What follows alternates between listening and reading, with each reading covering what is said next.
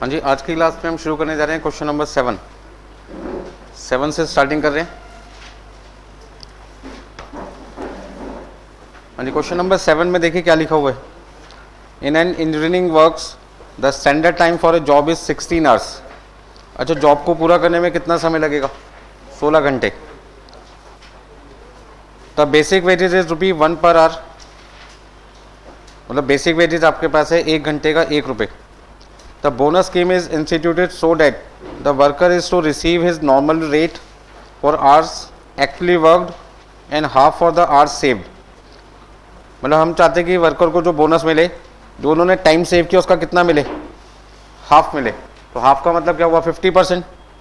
तो एक तरीके से कौन सा प्लान हो गया? हल से प्लान हो गया। Material for the job cost ₹20 and factory overhead are charge on the basis ₹2 per labour are. मतलब ये कहते हैं कि जॉब को पूरा करने में मटेरियल का खर्चा 20 रुपये और फैक्ट्री ओवरहेड का खर्चा 2 रुपये पर लेबर आर। तो लेबर आर का मतलब है जितने घंटे वर्कर काम करेंगे उन्हें 2 रुपये से मल्टीप्लाई करके आप क्या निकाल सकते हैं? फैक्ट्री ओवरहेड का अमाउंट निकाल सकते हैं। Calculate wages and effective rate of earning per hour if the job is completed. पहला केस है इन 12 आवर्स और दूसरा केस कितना है? 14 hours. Also calculate factory cost of the job on the same basis. इसका ना इस क्वेश्चन में आपको 2 चीज़ें निकालनी है। पॉइंट नंबर 1 वर्कर की वेजेस और इफेक्टिव रेट पर आवर निकालना है, और पॉइंट नंबर 2 में आपको फैक्ट्री कॉस्ट निकालनी है। तो वो लास्ट क्लास में आपको याद होगा एक क्वेश्चन किया था आपने, क्वेश्चन नंबर 1, जिसमें फैक्ट्री कॉस्ट निकाली थी आपने। और फैक्ट्री कॉस्ट निकालने के लिए हमें क्या करना होगा? Labour cost plus material cost plus क्या करना है? फैक्ट्री ओवरहेड को प्लस करना है। तो कर सकते हो क्वेश्चन 7? ट्राई करो फटाफट से, देखते हैं कितने लोग कर पाते हैं। हाँ जी, क्वेश्चन नंबर 7।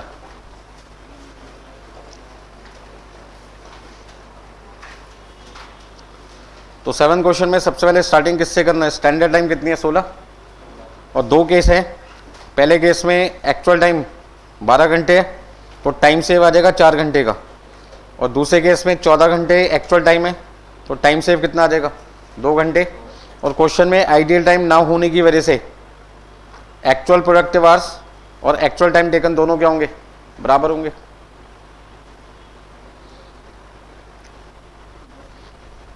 तो क्वेश्चन की सेकंड लाइन में जहाँ पे लिखा है बोनस स्कीम इज इंस्टीट्यूटेड, मतलब वर्कर ने जितने घंटे काम किया उसके तो पैसे उसको मिलने ही मिलने हैं बेसिक वेजेस के नाम से। मतलब जो उसने टाइम सेव किया है उसका कितना मिलेगा उसको? 50%। तो हम ये कह सकते हैं कि इस क्वेश्चन में हल से प्लान एप्लीकेबल है। नाम नहीं दे रखा है, लेकिन 50% से इंडिकेट क्या होता है? ये हल से प्लान के हिसाब से वर्कर को बोनस देना है।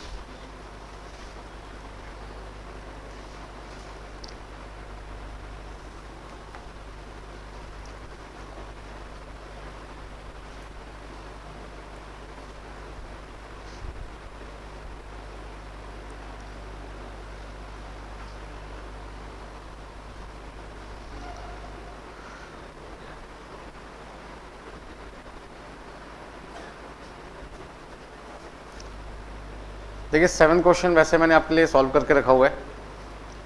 सबसे पहले एक वर्किंग नोट बनाना है जिसमें आपको case number 1, case number 2, 2 case नाम दे दिए। पहले केस में एक्चुअल टाइम आपका कितना है? 12 घंटे, और दूसरे केस में कितना है?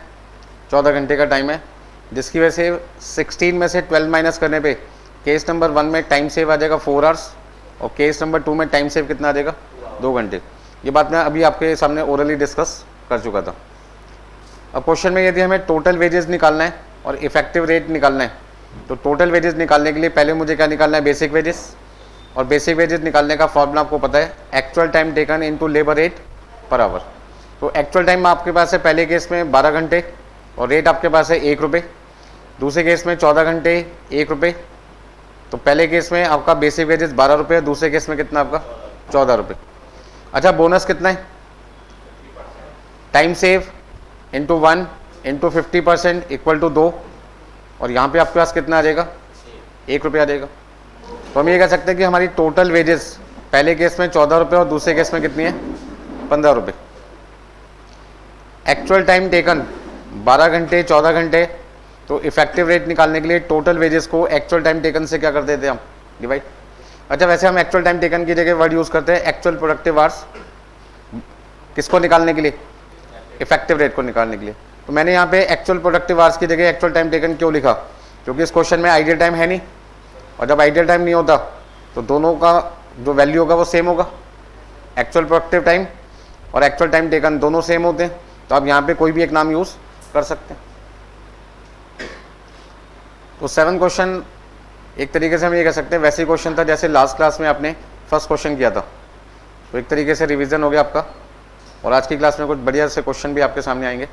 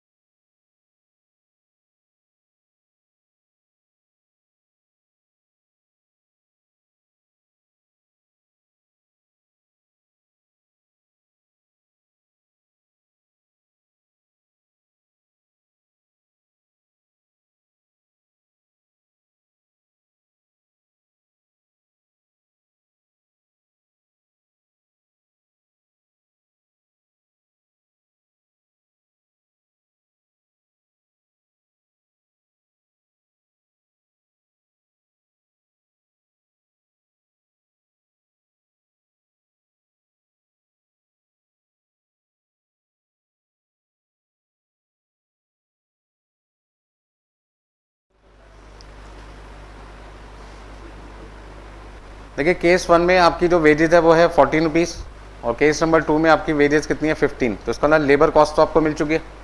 मटेरियल कॉस्ट क्वेश्चन में दे ही रखी है 20 रुपीज़। आपको फैक्ट्री ओवरहेड निकालना है, तो फैक्ट्री ओवरहेड निकालने के लिए पहले केस में वर्कर ने कितने घंटे काम किया? 12 घंटे। 12 घंटे को 2 रुपये से मल्टीप्लाई कर देंगे तो केस नंबर 1 में फैक्ट्री का खर्चा कितना आ जाएगा? 24 रुपये। और दूसरे केस में 14 को 2 से मल्टीप्लाई कर देंगे तो 28 रुपये आ जाएगा। तो सेकंड पार्ट में computation of factory cost of job, मुझे जॉब की फैक्ट्री कॉस्ट निकालनी है, जिसके लिए मैं ये कह सकता हूँ कि मटेरियल का खर्चा दोनों केस में 20 रुपये। भाई वर्कर को मैं, कोई वर्कर का काम जल्दी करता है या काम देर से करता है, मटेरियल जितने रुपये का लगना उतने ही लगेगा, मटेरियल में तो कोई फर्क आना नहीं है। लेबर कॉस्ट आप ऑलरेडी निकाल चुके हो फर्स्ट पार्ट में, और फैक्ट्री का खर्चा जितने घंटे वर्कर ने काम किया है उसको 2 रुपये से मल्टीप्लाई करके पहले केस में 24 रुपये और दूसरे केस में कितना आएगा? 28। तो ये कह सकते हैं कि यदि वर्कर ने काम को पूरा करने में 12 घंटे का समय लिया, यदि एक्चुअल टाइम टेकन 12 घंटे आपके पास में, तो आपका फैक्ट्री का खर्चा टोटल कितना आता है? 58 रुपये। और यदि एक्चुअल टाइम टेकन आपके पास में 14 घंटे, तो हम ये कह सकते हैं उस केस में आपका फैक्ट्री का खर्चा, मतलब जो जॉब आप पूरा कर रहे हो, जॉब को पूरा करने में फैक्ट्री का खर्चा कितना आएगा? 63। तो इसका मतलब कहीं ना कहीं 2 घंटे ज़्यादा लेने की वजह से केस नंबर 2 में आपकी 1 रुपये तो लेबर कॉस्ट बढ़ गई, और ओवरहेड का खर्चा जहाँ 24 रुपये आ रहा था वो कितना हो गया? 28। 4 रुपये ये बढ़ा। तो उसका ना 1 रुपये आपका लेबर कॉस्ट का खर्चा बढ़ा, 4 रुपये आपका ओवरहेड का खर्चा बढ़ा, मटेरियल पे कोई फर्क नहीं पड़ा। तो कहीं ना कहीं ज़्यादा देर काम करने पर, मतलब 12 की जगह 14 घंटे काम करने की वजह से 2 घंटे यदि वर्कर एक्स्ट्रा काम करता है सेम जॉब को पूरा करने में, तो आपकी टोटल फैक्ट्री कॉस्ट 58 रुपये से कितनी हो जाएगी, 63 रुपये हो जाएगी। और कहीं ना कहीं आपको कितने रुपए का नुकसान होगा, 5 रुपये का नुकसान होगा। क्या आपसे क्वेश्चन में पूछा है कि नुकसान कितना होगा? नहीं, ये मैंने आपको एक्स्ट्रा पॉइंट बताया। कल को एग्जाम में आपसे पूछ लेता है कि केस नंबर 2 में यदि काम 12 की जगह 14 घंटे में हो तो ऐसे केस में आपको कितने रुपए का लॉस बियर करना पड़ेगा। तो पर ऐसे केस में आपकी कॉस्ट 58 से 63 होने का मतलब आपको एडिशनल 5 रुपये कॉस्ट बियर करनी पड़ेगी। अच्छा, कस्टमर तो पैसे उतने ही देगा। आपकी फैक्ट्री में यदि वर्कर देरी से काम कर रहे हैं तो इसका जिम्मेदार आप है ना, ये आपके वर्कर हैं। कस्टमर थोड़ी अपनी गलती मानेगा, वो कहता है जी मैं तो उतने पैसे दूंगा जितने पैसे मैं पहले दिया करता था जब आपके यहाँ पे काम कितनी देर में होता था, 12 घंटे में। तो उसका मतलब यदि मान लीजिए मेरे को सेलिंग प्राइस 70 रुपये मिल रही है, तो पहले 70 रुपये में, फॉर एग्जाम्पल 70 मैंने अपनी मर्जी से बोला, तो 70 में से यदि 58 रुपये मेरी कॉस्ट आ रही थी तो 12 रुपये मेरा प्रॉफिट था। अब 70 में यदि मुझे 63 रुपये मेरी कॉस्ट आएगी तो मेरा प्रॉफिट क्या होगा, 12 रुपये की जगह 7 रुपये रह जाएगा। कहीं ना कहीं मेरा प्रॉफिट 5 रुपये क्या हो जाएगा, कम। और 5 रुपये प्रॉफिट कम होने की मेन वजह क्या होगी, 5 रुपये मेरी कॉस्ट क्या होगी, बढ़ गई। तो कॉस्टिंग में सबसे पहले हमें काम क्या करना होता है, सबसे पहला हमारा काम होता है कॉस्ट को असर्टेन करना, और उसके बाद हम ये देखते हैं कि कॉस्ट को बढ़ने से कैसे रोका जाए। तो यहाँ यदि हमारा वर्कर फैक्ट्री में 12 की जगह 14 घंटे में काम पूरा करता है तो उस वर्कर को हम क्या समझाएंगे, आपकी हमारे यहाँ कोई जगह नहीं है, क्योंकि आपके आने की वजह से हमारी कॉस्ट 58 से कितनी हो जाएगी, 63, और 5 रुपये की कॉस्ट एक्स्ट्रा बढ़ने से हमारा प्रॉफिट 5 रुपये पर यूनिट क्या हो जाएगा, कम हो जाएगा। तो या तो एक काम करो, 14 घंटे वाला काम क्या करो, 12 घंटे में करो, अपनी एफिशिएंसी क्या करो, बढ़ाओ, ताकि हमारी कॉस्ट 5 रुपये क्या हो जाए, कम हो जाए। अदरवाइज हम आपको अपनी फैक्ट्री में नहीं रख सकते, ठीक है ना। हाँ जी, कोई दिक्कत है इसमें किसी को? नेक्स्ट क्वेश्चन नंबर आपके पास है क्वेश्चन नंबर 11।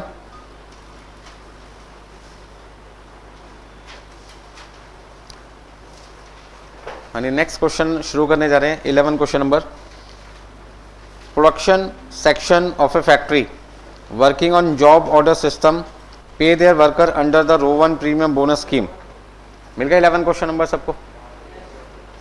हाँ जी, क्वेश्चन नंबर 11 में वर्कर को जो बोनस दिया जा रहा है वो कौन से प्लान के हिसाब से दिया जा रहा है, रो 1 प्रीमियम के हिसाब से दिया जा रहा है। Workers are also entitled to DA, और वर्कर को साथ में डीएनएस अलाउंस भी मिल रहा है। कितने रुपए, 24 रुपीज़ मिल रहे हैं, कितने घंटे के, 48 घंटे के। और worker basic veg is ₹4 per day of 8 hours, मतलब वर्कर को 8 घंटे काम करने के कितने रुपए मिलते हैं एक दिन में, 4 रुपये। तो यदि 4 रुपये मिलते हैं 8 घंटे के, तो 1 घंटे के कितने मिलेंगे, 4 को 8 से डिवाइड करूँ या 8 को 4 से डिवाइड करूँ? हाँ जी, सोच के बोला करो। देखिए, यदि किसी बच्चे ने 8 को 4 से डिवाइड किया तो 2 आ जाएगा, और यदि 4 को 8 से डिवाइड किया तो 0.5 आएगा।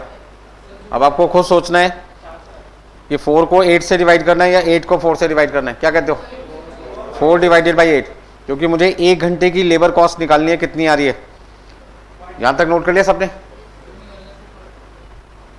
तो क्वेश्चन नंबर 11 में सबसे पहले आपको क्या ध्यान रखना है, normal rate per hour. Worker को 4 रुपये मिलते हैं कितने घंटे काम करने के, 8 घंटे काम करने के। तो उसका ना 1 घंटे के कितने आ गए, 50 पैसे आ गए। चलिए आगे देखते हैं क्वेश्चन में क्या लिखा हुआ है। वर्कर को बोनस कौन से प्लान से मिलना है, रो 1 प्लान से मिलना है। तो उसमें सबसे पहले आपको क्वेश्चन में डीए कितना बताया हुआ है? हाँ जी, डीए ने जो आपके पास में डीए है वो 24 रुपये दे रखा है, कितने आवर्स का, 48 घंटे का। इसको ना वर्कर फैक्ट्री में कितनी देर के लिए आया होगा, 48 घंटे के लिए आया होगा। तो 48 घंटे उसका कौन सा टाइम हो गया? यदि मैं आपसे पूछूं जी एक्चुअल टाइम टेकन कितना है, actual time taken actual time taken हम ये कह सकते हैं कि 48 घंटे हो गया। इसका मतलब क्या जरूरी है कि जितने घंटे वर्कर फैक्ट्री में काम करने के लिए आता है उतने ही घंटे करे? सोच के तो ये आया होगा कि कितने घंटे काम करूंगा, 48। बट कई बार ऐसा भी होता है कि हमें वर्कर की थकान को दूर करने के लिए उसे ब्रेक देना पड़ता है, तो कोई ना कोई नॉर्मल आइडियल टाइम हो जाता है जिसकी वजह से वर्कर क्या होता है, खाली रह जाता है। तो आगे देखते हैं क्या इस क्वेश्चन में कोई आइडियल टाइम है या नहीं। ध्यान दीजिए, his time sheet, time sheet का मतलब क्या हुआ? टाइम शीट का मतलब क्या है यहाँ पर कि वर्कर को जो हम काम देते हैं उसकी हमने एक शीट बना रखी है कि किस काम को करने के लिए वर्कर ने कितना समय लिया। तो उस टाइम शीट को देखकर हमें पता लगा कि वर्कर ने जॉब नंबर 1 को पूरा किया कितने घंटों में, 20 घंटे में, जबकि उसको दिया कितना समय था, 25। इसका मतलब यह हुआ कि 48 घंटे में जॉब नंबर 1 को पूरा करने में वर्कर ने कितना टाइम लिया, 20 घंटे लिया। तो ये 20 घंटे हो गया एक्चुअल प्रोडक्टिव आवर्स। क्या हो गया? एक्चुअल प्रोडक्टिव आवर्स हो गया कौन सी जॉब का, जॉब 1 का।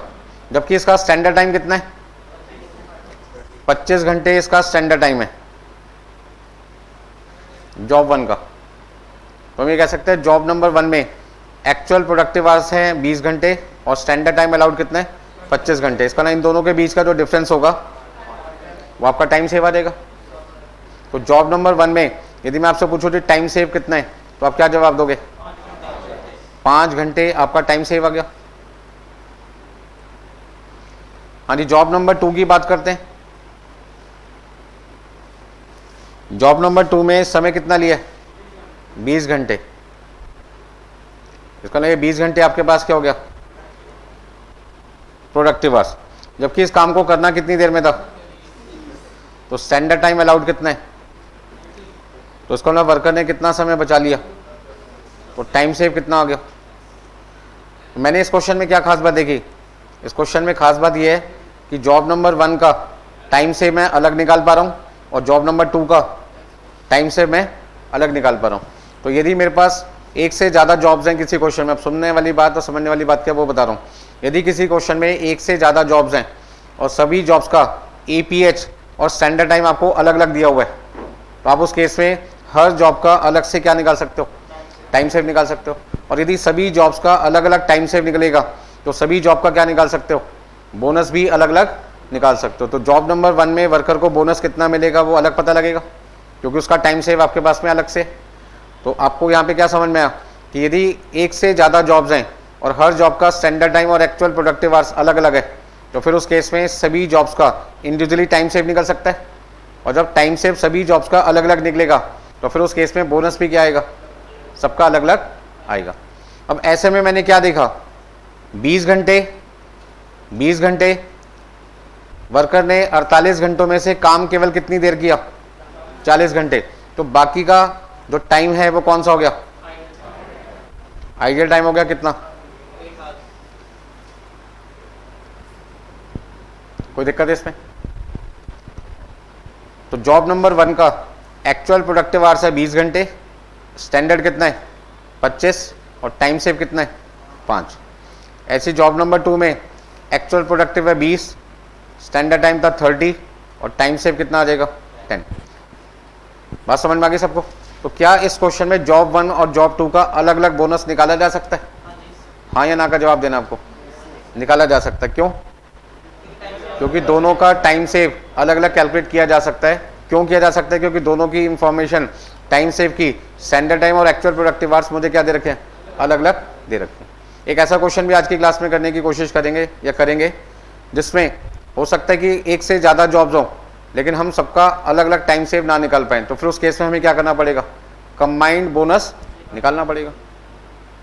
ठीक है ना।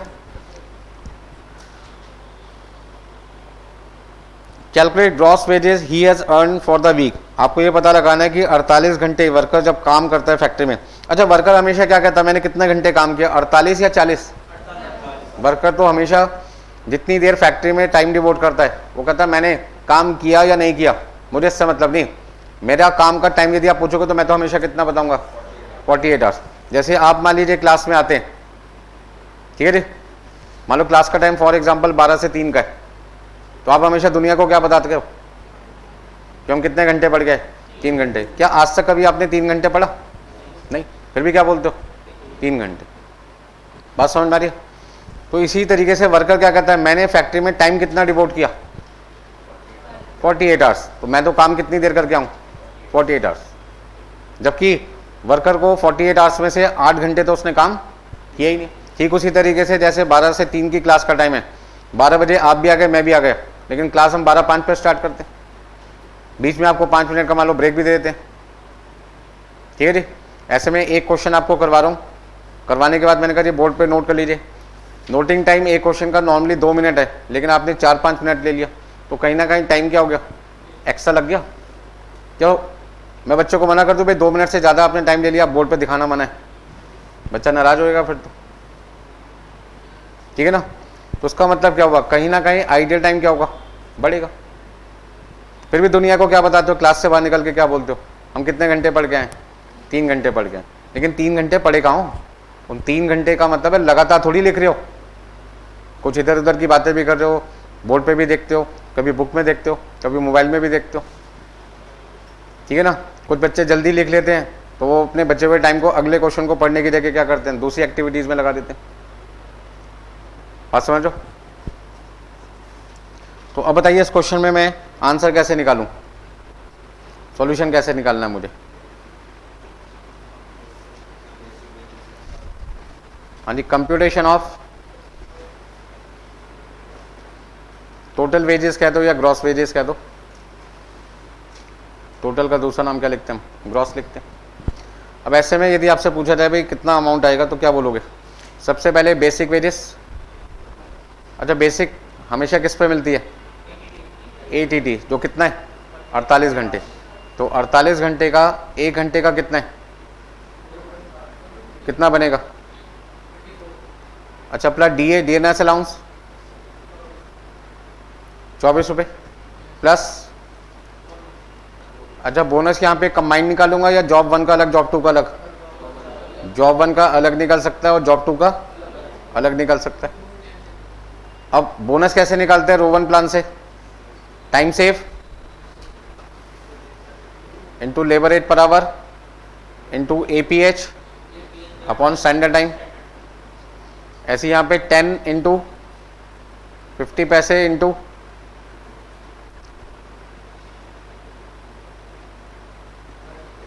ठीक है जी। चेक करो कोई गलती तो नहीं है।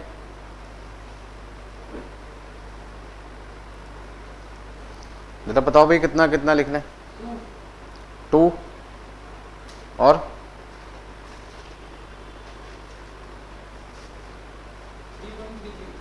3.33। तो यदि मैं इन सबको प्लस कर दूं तो कितना आ जाएगा,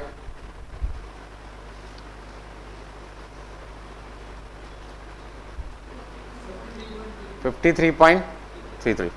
इसका ना 53 रुपये 33 पैसे यहाँ पे वर्कर की टोटल वेजेस बनती है 48 घंटे फैक्ट्री में आने के लिए। तो वर्कर ने जो 48 घंटे फैक्ट्री में डिवोट किए हैं, उसके हमें कितने रुपए देने हैं उसको, टोटल 53.33। नोट कर लीजिएगा आप।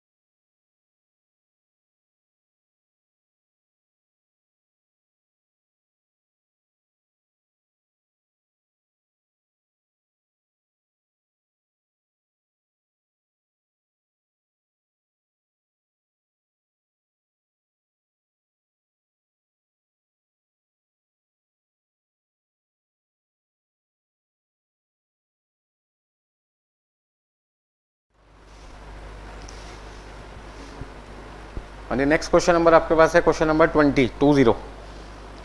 क्वेश्चन नंबर 20 में देखिए क्या लिखा हुआ है। A worker whose day work wages is ₹2.50 per our. कहते हैं एक वर्कर को हर रोज 1 घंटे काम करने के कितने रुपए मिलते हैं? ₹2.50 मिलते हैं। तो उसका ना 1 घंटे की वेजेस कितने रुपए हो गए?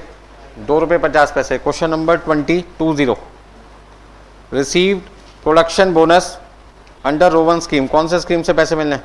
रोवन स्कीम के हिसाब से। He carried out the following work in 48 hour week. हाँ जी, एक वीक में कितने घंटे काम करा उसने? 48 घंटे। तो ही carried out the following work. Following work का मतलब है जॉब 1 2 3 4 5। कितनी जॉब्स हैं? 5। एक से ज़्यादा जॉब है। जब किसी क्वेश्चन में एक से ज़्यादा जॉब होती है तो सबसे पहले आपको ये चेक करना पड़ता है कि क्या सभी जॉब्स का टाइम सेव अलग अलग निकल सकता है या नहीं निकल सकता। यदि अलग अलग टाइम सेव निकल सकता है तो फिर आप क्या करोगे? सबका बोनस अलग अलग निकालोगे। और यदि सबका टाइम सेव अलग अलग ना निकल पाए तो फिर आपको क्या करना पड़ेगा? स्टैंडर्ड टाइम भी 5 जॉब का लेना पड़ेगा, एक्चुअल प्रोडक्टिव आवर्स भी 5 जॉब के लेने पड़ेंगे और टाइम सेव भी 5 जॉब का निकालना पड़ेगा। बात समझ रहे हो? तो इसका मतलब क्या हुआ कि जहां पर आपके पास में सभी जॉब्स की इंडिविजुअल इंफॉर्मेशन ना दे रखी हो वहां आपको फिर टाइम सेव क्या करना पड़ेगा? अलग अलग निकालना की जगह इकट्ठा निकालना पड़ेगा। तो अभी तक जो मैंने लाइन पढ़ी है उसमें मुझे 2 बातें समझ में आई है। पहला पॉइंट कि 1 घंटे का नॉर्मल रेट है ₹2.50 और दूसरा ये सारा काम वर्कर ने कितने घंटों में किया है? 48 घंटों में किया है। और यहाँ पे वर्कर को बोनस कौन से स्कीम से मिलेगा? रोवन स्कीम से। अब जॉब नंबर 1 में लिखा है 1500 आइटम एट 4 आवर्स पर 1000। मतलब जॉब नंबर 1 को पूरा करने में वर्कर 4 घंटे लेते हैं कितनी यूनिट बनाने में? तो फिर 1500 में कितना समय मिलना चाहिए उनको? यदि 1000 यूनिट बनाने में 4 घंटे का समय मिलता है तो 1500 यूनिट बनाने के लिए वर्कर को कितना समय मिलना चाहिए? 6 घंटे का मिलना चाहिए। 6 घंटे कैसे निकाला? 4 को मैंने 1000 से डिवाइड किया और 1500 से मल्टीप्लाई कर दिया। जॉब नंबर 2 में वर्कर ने 1800 यूनिट बनाई है जबकि उसको 3 घंटे लगते हैं कितने में? 1000। तो 3 को 1000 से डिवाइड करो, 1800 से मल्टीप्लाई करो, 5.4 आ रहा है। 5.4 आवर्स आ रहे हैं। लेकिन नीचे जॉब नंबर 2 के बारे में अलग से एक इंफॉर्मेशन दे रखी है। Job number 2 was carried out on a machine running 90% efficiency. क्या मतलब है इस लाइन का? कि जिस मशीन पर जॉब नंबर 2 का काम वर्कर कर रहा है वो मशीन की जो स्पीड है, जो एफिशिएंसी है वो कितने परसेंट पे? 90% पे। इसका मतलब मशीन स्लो चल रही है। और यदि मशीन स्लो चल रही है तो उसमें गलती वर्कर की है या मशीन की है? अब मशीन अपनी गलती थोड़ी मान सकता है। गलती फिर किसकी मानी जाएगी? मैनेजमेंट की, कि उन्होंने मशीन को ठीक क्यों नहीं करवाया। अच्छा, मान लीजिए आप साइकिल रेस में जा रहे हैं और साइकिल की चेन बार बार पैडल मारने की वजह से उतर जाती है तो आपको क्या करना पड़ता है? साइकिल से उतरते हो, वापस पैडल पे चेन लगाते हो और फिर क्या करते हो? फिर साइकिल पे बैठते हो। इससे क्या होगा कि आपका टाइम क्या लगेगा? डिस्टेंस को ट्रेवल करने में ज़्यादा लगेगा। यदि आप चेन को थोड़ा सा टाइट करवा लेते तो क्या पैडल मारने पर वो चेन उतरती? नहीं उतरती। तो क्या आपको बार बार साइकिल से उतरना पड़ता? तो इसका मतलब टाइम आपका सेव हो सकता था यदि आप जो साइकिल की चेन है वो उसे ठीक करवा लेते। ठीक उसी तरीके से यदि मशीन की खराबी है और मैनेजमेंट उसको ठीक नहीं करा रहे तो उसकी वजह से वर्कर का समय क्या लग रहा है? अधिक लग रहा है। तो यदि वर्कर का समय अधिक लग रहा है तो वर्कर को समय क्या देना पड़ेगा? एक्स्ट्रा देना पड़ेगा। क्योंकि वर्कर कहता है देखिए मैं तो पूरी मेहनत से, ईमानदारी से, ढंग से काम कर रहा हूँ लेकिन मशीन खराब होने की वजह से मुझे बार बार क्या करना पड़ रहा है? टाइम वेस्ट करना पड़ रहा है। ठीक उसी तरीके से एक और एग्जाम्पल ले सकते हैं फोटोस्टैट मशीन का। यदि मशीन में रोलर खराब हो जाते हैं जो पेपर को एक जगह से दूसरी जगह सरकाने का, ट्रांसफर करने का काम करते हैं, और यदि वो रोलर खराब हो जाते हैं तो बीच में बार बार फोटोस्टैट मशीन में पेपर क्या होगा? अटक जाएगा। अटकने का नतीजा क्या होगा? कि आपका प्रिंट का जो काम है वो रुक जाएगा, प्रिंटिंग का। तो आपको बार बार मशीन क्या करनी पड़ेगी? ऑफ करनी पड़ेगी, खोलनी पड़ेगी। जहाँ जहाँ पेपर फंसे होंगे वो सारे पेपर आपको क्या करने होंगे? निकालने पड़ेंगे। इस काम को करने में करीब 3 से 4 मिनट एक बार में क्या होते हैं? खराब हो जाते हैं। क्योंकि मशीन बंद करने के बाद जब रीस्टार्ट करते हो तो 2 से 3 मिनट का वो प्रोसेसिंग टाइम ले लेता है दोबारा से चालू होने में। ठीक है ना? तो इसका मतलब क्या हुआ? यदि मशीन में जो रोलर है उसको रिपेयर कर दिया जाए या उसको रिप्लेस कर दिया जाए तो ये प्रॉब्लम क्या की जा सकती है? दूर की जा सकती है। अब इसमें गलती मशीन की थी या वर्कर की थी? मशीन की खराबी थी। यदि मशीन की खराबी थी तो मशीन को ठीक करा के वर्कर का समय बचा सकते थे, लेकिन हमने ऐसा नहीं किया। तो वर्कर को क्या कहेगा? मुझे एक्स्ट्रा टाइम 2। तो बार बार मशीन खराब होगी तो बार बार ठीक करने में मुझे दिक्कत आ रही है, इससे मेरा टाइम क्या लगेगा एक्स्ट्रा। तो कितना टाइम उसको एक्स्ट्रा चाहिए 19 टाइम उसको एक्स्ट्रा चाहिए। तो अभी उसका कितना टाइम बन रहा था 5.4 बन रहा था। 5.4 का 1/9 कितना हुआ 0.6। तो उसका मतलब 5.4 प्लस 0.6 कितना आ जाएगा 6 आ जाएगा। तो वर्कर को कितने घंटे का समय मिलना चाहिए अब जॉब नंबर 2 पूरा करने में 1800 यूनिट बनाने में 6 घंटे का समय मिलना चाहिए। जॉब नंबर 3 में वर्कर ने 9000 यूनिट बनाई है जबकि उसे 6 घंटे लगते हैं कितनी यूनिट बनाने में 1000। तो यदि 1000 यूनिट बनाने में 6 घंटे लगते हैं तो 9000 बनाने में कितने लगेंगे 54 घंटे। Job number 4 1500 items at for which no standard time was fixed and time save 1 hour. Actual time कितना है 4। तो आप तो जानते ही हैं टाइम सेव का फॉर्मूला क्या होता है, जरा बताओगे 1 मिनट के लिए। स्टैंडर्ड टाइम माइनस, ठीक है ना। और क्वेश्चन में जॉब नंबर 4 को पूरा करने में कोई आइडियल टाइम नहीं है। जॉब नंबर 4 को पूरा करने में कोई आइडियल टाइम नहीं है। तो इसका ना जॉब नंबर 4 का जो APH है वही उसका क्या होगा। तो इसका मतलब यदि मुझे क्वेश्चन में स्टैंडर्ड टाइम निकालना है तो स्टैंडर्ड टाइम निकालने के लिए टाइम सेव में मुझे क्या करना पड़ेगा एक्चुअल प्रोडक्टिव आवर्स प्लस करना होगा, या उसकी जगह क्या नाम लिख सकते हैं एक्चुअल टाइम टेकन लिख सकते हैं। तो मतलब टाइम सेव है 1 घंटे, एक्चुअल टाइम कितना है 4 घंटे, तो स्टैंडर्ड टाइम कितना आ गया 5 घंटे। तो हम ये कह सकते हैं जॉब नंबर 4 को पूरा करने में वर्कर को 5 घंटे मिलना चाहिए क्योंकि उसने वो काम 4 घंटे में कर दिया है 1 घंटे का समय बचाकर। तो यदि वो वर्कर 4 घंटे में काम पूरा कर रहा है और 1 घंटे का समय बचा रहे तो उसका ना वो काम होना कितनी देर में था 5 घंटे में होना था ना। तो स्टैंडर्ड टाइम कितना हो गया 5 घंटे हो गया। जॉब नंबर 5 2000 आइटम्स प्रोड्यूस की गई है जॉब नंबर 5 की 8 आवर्स पर 1000। हर 1000 यूनिट बनाने में वर्कर को 8 घंटे का समय लगता है। तो 2000 यूनिट बनाने में कितना समय लगेगा 16 घंटे लगेगा। लेकिन वर्कर ने क्या किया each item was estimated to be half finish. उसको बनाना क्या था पूरा काम, पूरा सामान बनाना था, लेकिन उसने बनाया क्या आधा। तो यदि वो सारा काम आधा आधा करेगा तो उसको समय भी आधा ही तो मिलेगा। तो उसका मतलब क्या हुआ कि जो अभी 16 घंटे निकाल रहे थे वो 16 घंटे 2000 यूनिट बनाने में तब वर्कर को मिलने चाहिए थे यदि वर्कर पूरा का पूरा 2000 यूनिट क्या बनाता पूरा बनाता। बट उसने क्या बनाया आधा काम किया, तो समय भी क्या मिलेगा उसको आधा मिलेगा। तो वापस कितना टाइम हो गया 8 घंटे हो गया। Calculate the earning of worker clearly stating your assumption for the treatment given by you for the hours loss due to power cut. अब इस क्वेश्चन में पावर कट के बारे में क्या जानकारी दे रखी है 4 hours were loss due to power cut. अच्छा जो 4 घंटे लाइट चली गई उसे कौन सा लॉस मानेंगे एबनॉर्मल मानेंगे, उसे क्या मानेंगे एबनॉर्मल। तो बताइए क्वेश्चन कैसे करना है जल्दी बताइए।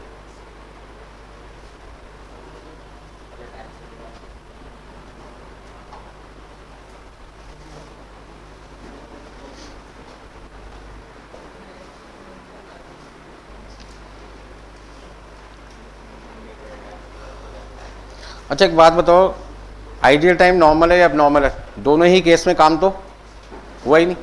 तो इसका मतलब है कि अब वर्कर ने कितने घंटे काम किया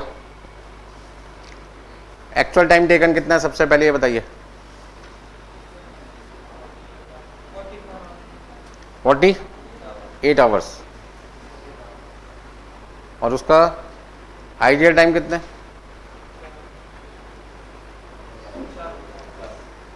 और ये 4 घंटे जो बर्बाद हुए हैं किसकी वजह से हुए हैं पावर कट की वजह से खराब हुआ। तो क्या लाइट जाने के बाद इन 4 घंटों में काम हुआ होगा। तो उसका ना इन 4 घंटों में काम ना होने का मतलब क्या हुआ कि वर्कर ने सारा का सारा काम कितनी देर में पूरा किया होगा भाई 4 घंटे थी लाइट चली गई तो उन 4 घंटों में काम नहीं हुआ होगा। तो उसका ना 48 घंटे वर्कर फैक्ट्री में आया, 4 घंटे लाइट जाने की वजह से वर्कर ने कितने घंटे काम नहीं किया होगा 4 घंटे।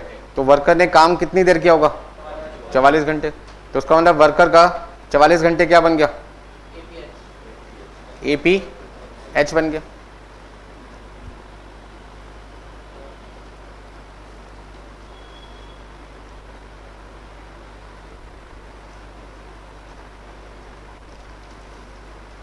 अब ऐसे में यहाँ पे जो APH है वो सभी जॉब का अलग अलग है या इकट्ठा है? APH ऑल जॉब्स का है, तो उसका मतलब यदि APH सभी जॉब का इकट्ठा दे रखा है, कंबाइन दे रखा है, तो फिर आपके पास में टाइम सेव भी क्या निकालना पड़ेगा? इकट्ठा ही निकालना पड़ेगा। तो ऐसे में आपके पास सबसे पहले क्या निकालो? स्टैंडर्ड टाइम अलाउड निकालो फॉर ऑल जॉब्स। जितनी भी जॉब्स हैं सभी का आपको क्या निकालना पड़ेगा? स्टैंडर्ड टाइम इकट्ठा निकालना पड़ेगा, कंबाइन निकालना पड़ेगा। क्यों कंबाइन निकालना पड़ेगा? क्योंकि मेरे पास में जो एक्चुअल प्रोडक्टिव आवर्स है वो किसके हैं? टोटल के हैं। तो फिर मुझे स्टैंडर्ड टाइम भी क्या चाहिए? टोटल का, ताकि टोटल का स्टैंडर्ड टाइम में से टोटल का APH माइनस करने के बाद टाइम सेव भी किसका आएगा? टोटल का ही आएगा आपके पास में। तो देखिए कैसे निकालना है। सबसे पहले बताइए भाई, सबसे पहले क्या लिखे यहाँ पे? Job number 1, job number 2, job number 3, job number 4 और जॉब नंबर 5। हाँ जी, वर्कर के 4 घंटे लगते थे कितनी यूनिट बनाने में? 1000। वर्कर ने बनाया कितना है? 1500। तो उसका ना उसको टाइम कितना मिलेगा? 6 घंटे। हाँ जी, 3 घंटे का समय लगता है किसको बनाने में? 1000। वर्कर ने कितना बनाया? तो उसका ना वर्कर का समय कितना था? 5.4 आवर्स। बट वर्कर कहता है मुझे 19 टाइम एक्स्ट्रा दो, क्योंकि मशीन क्या थी? खराब थी। तो यहाँ पे कितना आ जाएगा? 5.4 प्लस 0.6, 6 आ जाएगा।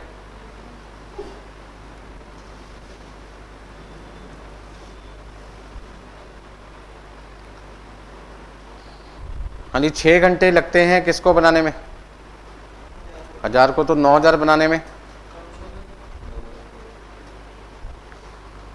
जॉब नंबर 4 में एक्चुअल टाइम है आपके पास 4 घंटे और टाइम सेव है 1 आवर। तो यदि मैं दोनों को प्लस कर दूंगा, जॉब नंबर 5 में वर्कर को 8 घंटे मिलते हैं 1000 यूनिट बनाने के लिए। वर्कर ने बनाया 2000 यूनिट, तो वर्कर को कितने आवर्स मिलने चाहिए थे? लेकिन वर्कर ने सारा काम क्या किया? 50% किया है, तो उसको टाइम भी। तो उसका मतलब आपके पास में कितना आएगा टोटल? 79 आवर्स।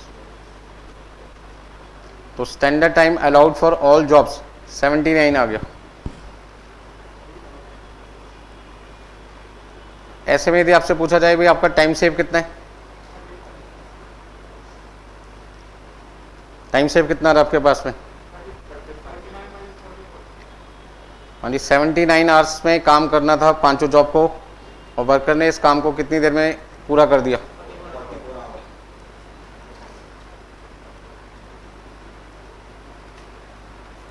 तो वर्कर कहता है देखिए टाइम सेव मेरा कितना आ गया? 35 घंटे। अच्छा, यदि पावर कट ना होता तो माना जाता है सारा काम कितनी देर में पूरा हुआ होगा? 48। तो उस केस में फिर मैं 44 की जगह किससे माइनस करता? 48 को। आगे का काम खुद कर पाओगे? क्या निकालना है क्वेश्चन में? यानी वर्कर की अर्निंग निकालना है, मतलब टोटल वेजेस निकालना है। तो इस क्वेश्चन में टोटल वेजेस में क्या है? Basic plus bonus.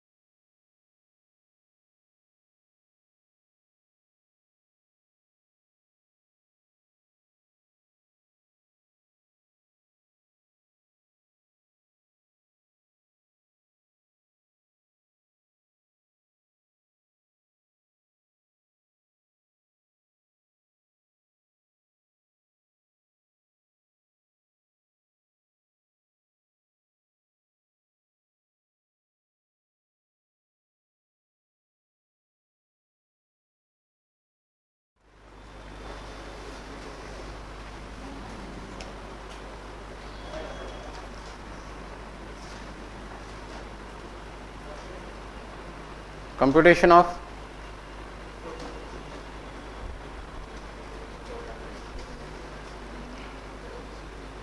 Total wages. अब यहां पे बेसिक वेजेस कितना है?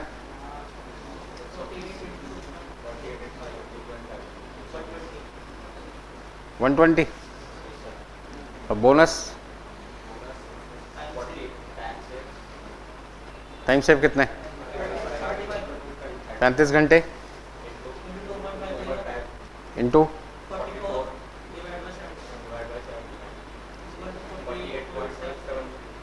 76।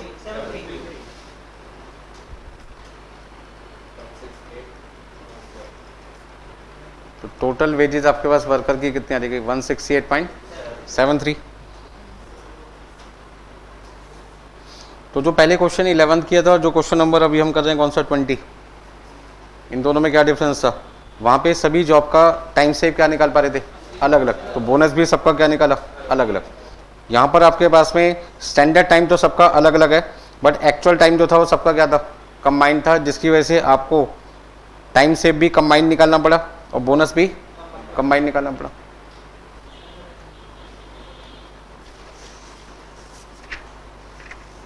लेकिन नेक्स्ट क्वेश्चन नंबर 15, 15 नंबर।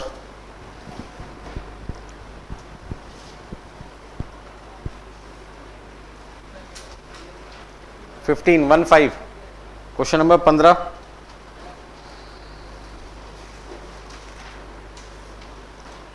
हाँ जी, स्टार्ट करें।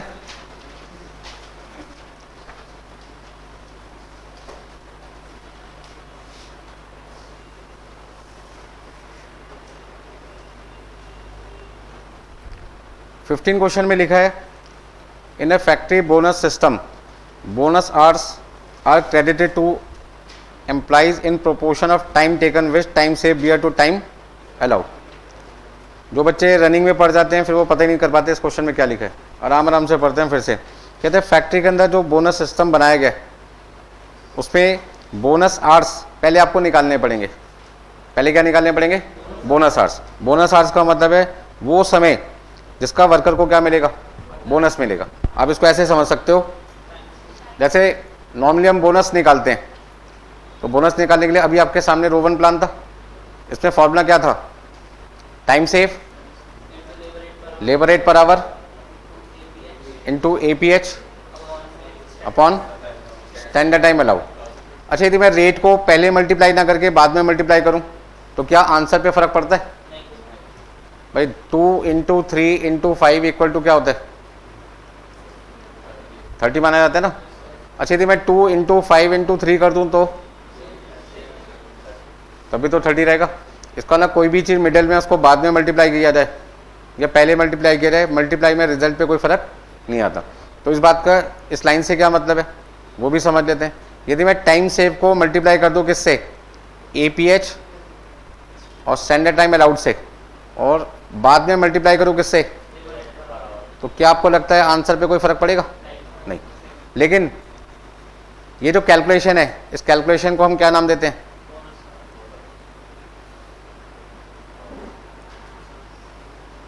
क्या कहते हैं? Bonus hours. तो बोनस आवर्स का मतलब है वो समय जिसका वर्कर को क्या मिलेगा? बोनस मिलेगा। और इस क्वेश्चन में इस बोनस आवर्स को निकालने के लिए इन्होंने यही लैंग्वेज यूज कर रखी है। एक बार फिर से पढ़ते हैं। टाइम सेव को बोनस आवर्स नहीं कह सकते, क्योंकि टाइम सेव का सारा पैसा वर्कर को थोड़ी मिल रहा है, उसका कुछ प्रोपोर्शन वर्कर को मिल रहा है। तो जितना प्रोपोर्शन वर्कर को मिल रहा है टाइम सेव का, वही आपके लिए क्या है? Bonus hours. आप इसको ऐसे समझो, एक छोटा सा एग्जांपल, जैसे हल से प्लान में करते हैं। हल से प्लान में आप क्या करते हो? Time save into labour rate per hour into 50% करते हो। तो यदि मैं time save into 50% into labour rate per hour करता हूं और टाइम सेव मान लीजिए 20 घंटे है, 50% मैंने कर दिया और बाद में मैंने रेट मल्टीप्लाई कर दिया, मान लीजिए 40 रुपये पर आवर है ये रेट। तो यहाँ पे वर्कर को जो बोनस है वो 20 घंटे का थोड़ी मिल रहा है। वर्कर को जो बोनस मिल रहा है वो कितना मिल रहा है? 10 घंटे का, 40 रुपये के हिसाब से। तो टाइम सेव का सारा पैसा वर्कर को थोड़ी मिल रहा है, सिर्फ कितना मिल रहा है? 50%। तो टाइम सेव का जितने % वर्कर को पैसा मिलेगा उस टाइम को क्या कहते हैं? बोनस आवर्स कहते हैं। तो इस क्वेश्चन में जो बोनस आवर्स हैं वो हाल से प्लान के हिसाब से 50% करके निकाल सकते हैं, और यदि मैं इस फॉर्मूले से निकाल सकूं तो उसका मतलब माना जाएगा कि मैं कौन सा प्लान यूज़ कर रहा हूँ, रो 1 प्लान यूज़ कर रहा हूँ।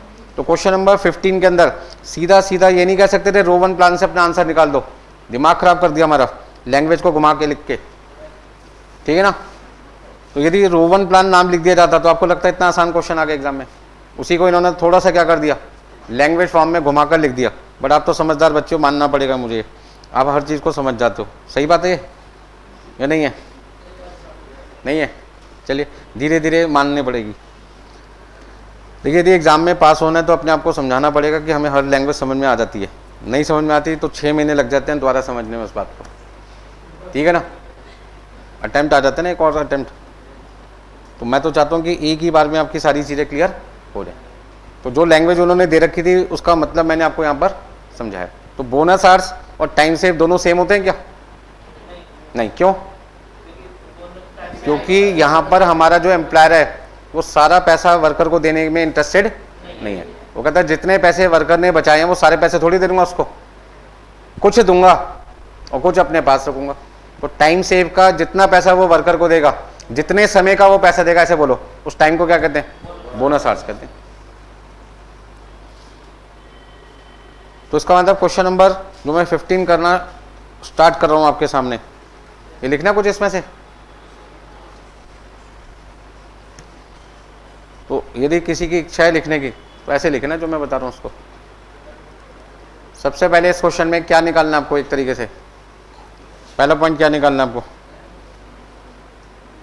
हाँ जी, you are required to calculate for each employee the bonus hours and amount of bonus. हाँ जी, पहले पार्ट में आपसे 2 चीजें पूछ रहे हैं, क्या क्या? बोनस आवर्स का मतलब है वो समय जिसका वर्कर को क्या मिलेगा? बोनस मिलेगा। कैसे निकालते हैं? टाइम सेव इनटू, अच्छा यदि क्वेश्चन में आइडियल टाइम ना हो तो APH की जगह क्या लिख सकते हो? एक्चुअल टाइम टेकन भी लिख सकते हो। दूसरा इन्होंने आपसे क्या पूछा है? अमाउंट ऑफ बोनस पूछा है। अब बोनस का अमाउंट निकालने का मतलब है जितने घंटे के वर्कर को हम पैसे देना चाहते हैं बोनस के नाम पे, उसको लेबर रेट पर आवर से क्या कर दो? मल्टीप्लाई कर दो। हाँ जी, सेकंड पार्ट में आपसे क्या पूछ रहे हैं? टोटल वेजेस बताओ। सेकंड पार्ट में आपको टोटल वेजेस बतानी है। आप टोटल वेजेस कैसे निकालते हैं आपको पता ही है, बेसिक वेजेस प्लस बोनस। तीसरे पार्ट में आपसे क्या पूछ रहे हैं? Wages cost for each good unit produce, मतलब वेजेस पर गुड यूनिट बताना है आपको, पर गुड यूनिट। इसके लिए आपको क्या करना पड़ता है? टोटल वेजेस को गुड क्वांटिटी प्रोड्यूस से क्या करना पड़ता है? डिवाइड करना पड़ता है। तो GQP का मतलब गुड क्वांटिटी प्रोड्यूस। अब गुड क्वांटिटी प्रोड्यूस कैसे निकालते हैं?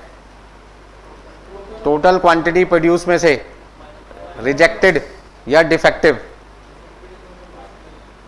रिजेक्टेड क्वांटिटी कह दो या डिफेक्टिव क्वांटिटी कह दो, उसे क्या कर दो? माइनस कर दो। तो उसका मतलब आपका ये क्वेश्चन कहां से शुरू होगा? सबसे पहले आपको ये 3 चीजें चाहिए क्वेश्चन में। यदि सीधा सीधा मिल जाए तो क्वेश्चन आसान बन जाएगा, सीधा सीधा ना मिले तो थोड़ी सी आपको मेहनत करनी पड़ेगी।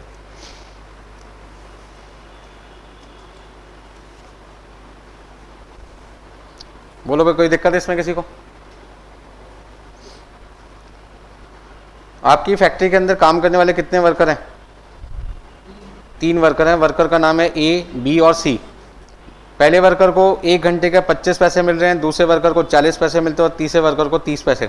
इसका ना तीनों वर्कर का जो लेबर रेट पर आवर है वो अलग अलग है। ऐसा क्यों? हो सकता है कोई वर्कर ज़्यादा एफिशिएंट हो, कोई वर्कर कम एफिशिएंट हो, एक वजह। दूसरी वजह कोई वर्कर पुराना होगा, कोई हो सकता है 2 साल पुराना वर्कर हो, कोई 4 साल पुराना हो, कोई हो सकता है कल ही आपके यहाँ ज्वाइन किया हो। तो टाइम के हिसाब से भी रेट क्या हो जाता है? कम ज़्यादा हो जाता है। तो पुराने वर्कर को हम एक्सपीरियंस वर्कर मान के चलते हैं, उसको समझाने में समय कम लगता है, इसलिए उसका रेट क्या हो जाएगा? ज़्यादा। न्यू वर्कर लेस एफिशिएंट होता है, उसको समझाने में टाइम ज़्यादा लगता है, तो उसका रेट क्या हो सकता है? कम हो सकता है। तो रेट क्यों कम है, क्यों ज़्यादा, इसकी क्या वजह है वो तो क्वेश्चन में मेंशन नहीं कर रखी, ना हमें उसकी जानने की इच्छा है। यूनिट प्रोड्यूस 2500, 2200 और कितने? 3600। मतलब इतनी इतनी quantity a b c worker ने बनाई है।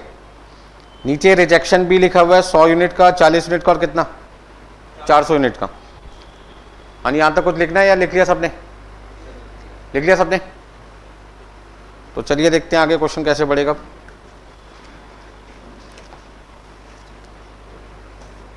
और सबसे पहले हमने यहाँ पे कुछ वर्किंग नोट्स बना लेने। उसमें सबसे पहले हम यहाँ पे लिख रहे हैं वर्कर के नाम, वर्कर ए, वर्कर बी और वर्कर सी।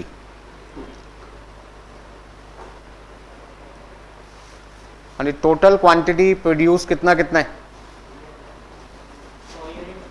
2500, 2200 और 3600। ये टोटल क्वांटिटी हर एक वर्कर ने बनाई है। अब इसमें से कुछ क्वांटिटी क्या खराब भी हो गई, रिजेक्ट भी हो गई है। तो पहले वर्कर के द्वारा बनाई गई कितनी यूनिट ठीक नहीं है? 100। दूसरे वर्कर के द्वारा और तीसरे वर्कर के द्वारा 400 यूनिट। तो उसका ना फर्स्ट वर्कर के द्वारा सही क्वांटिटी कितनी बनी है? अच्छा एक बात बताना, सही काम उसने 2400 यूनिट का किया, लेकिन काम तो उसने 2500 यूनिट का किया ना, तो समय उसका किसको बनाने में लगा होगा? 2500।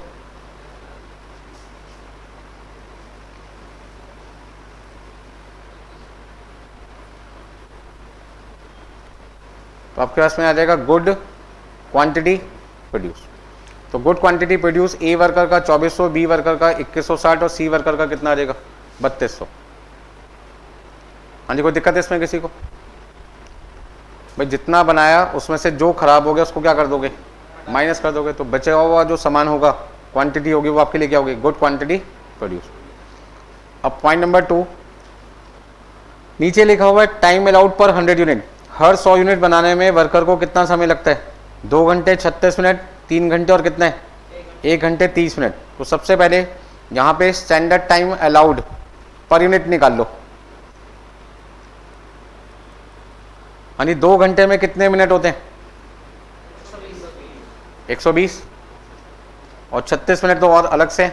तो 2 घंटे 36 मिनट का मतलब है 2 घंटे 120 मिनट के बराबर हो गए, प्लस 36 मिनट 156 मिनट हो गए। इसका ना वर्कर के 156 मिनट लगते हैं किसको बनाने में? 100। तो एक के कितने हो गए? 1.56 मिनट्स हो गए। अच्छा दूसरे में कितना है? 3 घंटे। 3 घंटे का मतलब 180 डिवाइड बाई 100, 1.80 मिनट्स हो गए। और लास्ट में लिखा है 1 आवर 30 मिनट्स। 1 घंटे में 60 minute, 60 minute plus 30 minute 90 minute. 90 minute को हमने डिवाइड किया 100 से, तो 0.9 कह सकते हैं या 90 कह दो, एक ही बात है। कोई दिक्कत है इसमें? अब हमें यहाँ पे क्वेश्चन में क्या निकालना है? Standard time allowed for actual quantity produce. तो एक्चुअल क्वांटिटी वर्कर ने 2500 बनाई थी या 2400? 2500 बनाई है। बनाने के बाद जब चेक किया गया तब पता लगा खराब कितना है, बट बनाया तो उसने कितना है? 2500। तो समय भी किसको बनाने के लिए दिया जाएगा? वर्कर को। तो यहाँ पे हमें 1.5 मिनट को 2500 से क्या करना है? तो आपका जो टाइम आएगा वो मिनट में आएगा, और यदि मैं उसे आवर्स में कन्वर्ट करना चाहता हूँ तो बाद में 60 से क्या कर दो? डिवाइड। क्योंकि मिनट्स को आवर्स में कन्वर्ट करने के लिए मुझे 60 से क्या करना होगा? डिवाइड। तो बताइए कितना लिखूं? सोच के बोला करो, जो मन में आता बोल देते हो तुम तो। हाँ जी, 1.56 into 2500 divide by 60 equal to 65। इसी तरीके से 1.8 मल्टीप्लाई बाई 2200 डिवाइडेड बाई 60 कितना लिखूं? 66। और यहाँ पे 0.9 मल्टीप्लाई बाई 3600 डिवाइडेड बाई 60 54। अच्छा क्वेश्चन में एक्चुअल टाइम टेकन, जिसे हम एक्चुअल प्रोडक्टिव आवर्स भी कह सकते हैं, क्योंकि क्वेश्चन में आइडियल टाइम है नहीं। तो 52 घंटे, दूसरे में 75 घंटे, और यहां पे कितना है? इसका मतलब पहले केस में वर्कर का टाइम सेव है 13 घंटे, दूसरे वर्कर को तो क्या करना चाहिए? 66 घंटे का काम उसको 66 घंटे में करना चाहिए था या उससे कम में करना चाहिए, जबकि उसने कितने घंटे में किया? 75। इसको ना ऐसे वर्कर को तो क्या करना चाहिए? जॉब से हटा देना चाहिए। तो 66 घंटे का काम यदि 75 घंटे में कर रहा है तो आपकी लेबर कॉस्ट क्या होगी? इससे बढ़ेगी। तो क्या टाइम सेव किया इसने? नहीं। तो हम ये कह सकते हैं कि बी वर्कर का समय पूरा हो चुका है, यानी सी वर्कर ने 54 आवर्स वाला काम 48 आवर्स में कर दिया, मतलब कि 6 घंटे का समय उसने बचा लिया। तो बोनस के लिए कौन कौन वर्कर एलिजिबल है? ए एंड सी।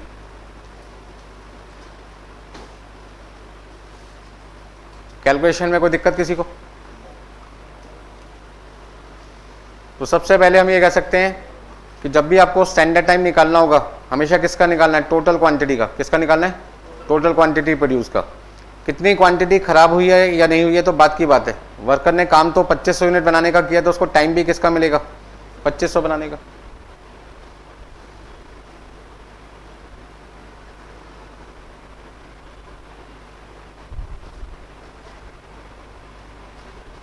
भाई एग्जाम में जब आपको क्वेश्चन पेपर मिलता है तो स्टूडेंट क्वेश्चन को सही करेगा या गलत करेगा, ये तो बात की बात है ना।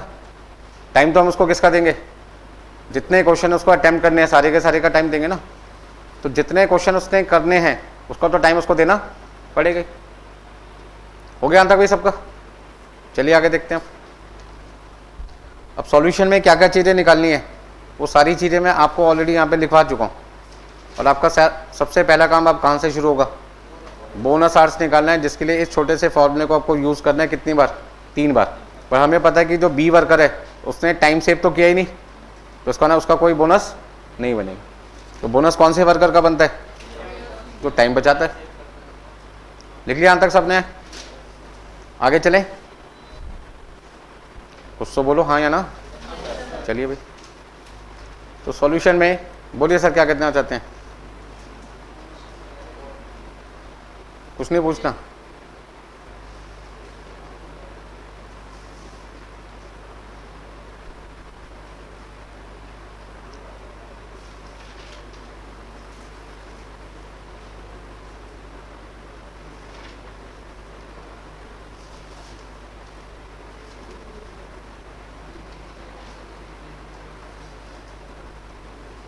यानी वर्कर ए, बी और कौन कौन है? सी। ये हमारे वर्कर है। यानी पहला आंसर निकालना है जिसमें ए पार्ट में आपसे पूछे बोनस आवर्स निकालिए। फॉर्मूला याद है? क्या फॉर्मूला था? Time save. तो टाइम सेव कितना पहले का? इनटू एपीएच कितना है? Divide by 65 equal to 10.4। अच्छा, दूसरे वर्कर का टाइम सेव कितना है ही नहीं, इनटू 75 डिवाइड बाई 66। तो कितना आएगा? तो 0 आवर्स की जगह नील लिख सकते हो आप, या 0 भी लिख सकते हैं। हमें पता है कोई चीज़ नील है, फिर भी हम क्या कर रहे हैं? टाइम पास कर रहे हैं। इसे कहते हैं टाइम पास करने का तरीका। ठीक है ना? मतलब 0 को किसी चीज़ से मल्टीप्लाई करते हैं, हमें पता है वो चीज़ 0 आती है, फिर भी हम लिख के दिखा रहे हैं। अच्छा, नेक्स्ट पॉइंट आपके पास है, कितना टाइम सेव हुआ था? 6 घंटे इंटू 48/54 इक्वल टू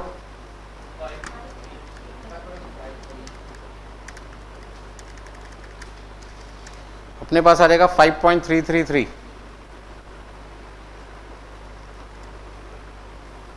अच्छा, सेकंड पार्ट में आपसे क्या पूछे थे? Amount of bonus. फॉर्मूला याद है? क्या लिखवाया था? बोनस आवर्स को लेबर रेट पर आवर से क्या कर दो? मल्टीप्लाई। तो उसका मतलब 10.40 आवर्स को मल्टीप्लाई करो किससे? रेट से। रेट कितना था पहले वर्कर का? अच्छा, दूसरे वर्कर का तो लिखना तो पड़ता ही है।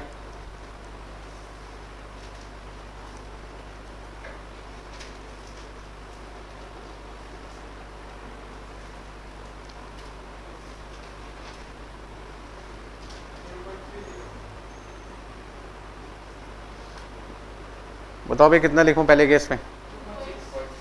2 रुपये 60 पैसे नील, और यहाँ पे कितना लिख देते हैं राउंड फिगर में? 5.333 को 3 से मल्टीप्लाई किया 1.5999 आ रहे, तो उसको ना 1.60 कहना ठीक रहेगा। तो फर्स्ट आंसर आपका यहाँ पे कंप्लीट होता है। सेकंड पार्ट में आपको टोटल वेजेस बताने हैं, तो टोटल के लिए पहले आपको क्या निकालना पड़ेगा? बेसिक वेजेस, और इसमें बोनस जो आप ऑलरेडी निकाल चुके हैं उसे ऐड करना पड़ेगा।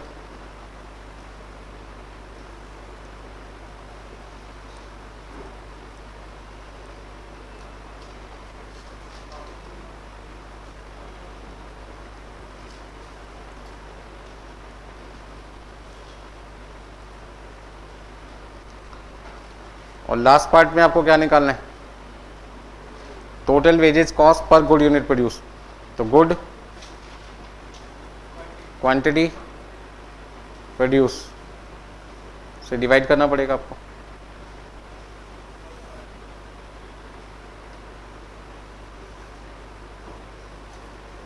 हाँ जी, वेजेस पर गुड क्वांटिटी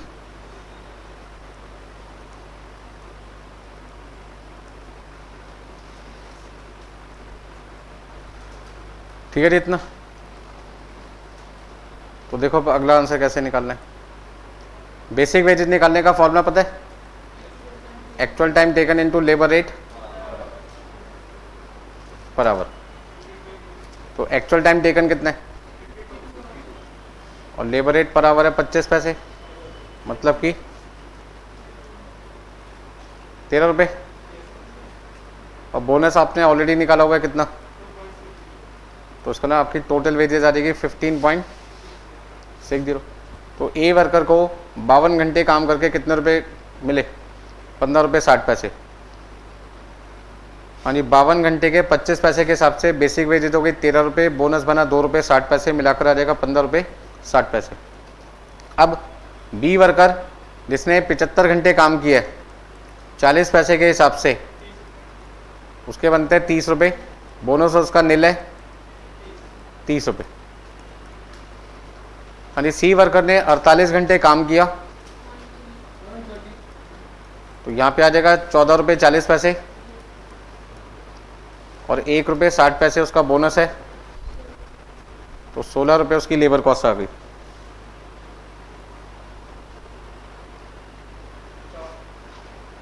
अब 15 रुपये 60 पैसे हमने पहले वर्कर को दिए कितनी यूनिट बनाने के लिए? 2500 यूनिट बनाने के लिए, लेकिन उसमें से 100 यूनिट उसने खराब कर दी, तो सही क्वांटिटी कितनी बनी? इसी तरीके से 30 रुपये हम वर्कर को दे रहे हैं कितनी क्वांटिटी के लिए? 2200 नहीं, 2100, 2140 है 2160 है, 2160 यूनिट। और लास्ट वाले केस में 16 रुपये हम दे रहे हैं कितनी यूनिट के लिए?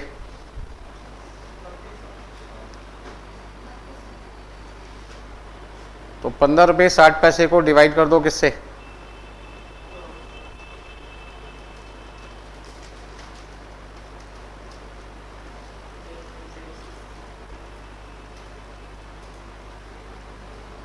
तो रेट आपके पास कितना रहे? 0.0065,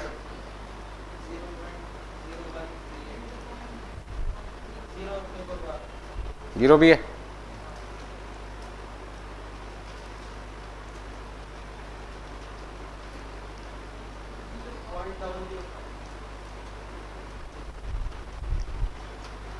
अब देखिए ऊपर नामकरण तो करना पड़ेगा ना। क्या निकाला आपने? स्टेटमेंट शोइंग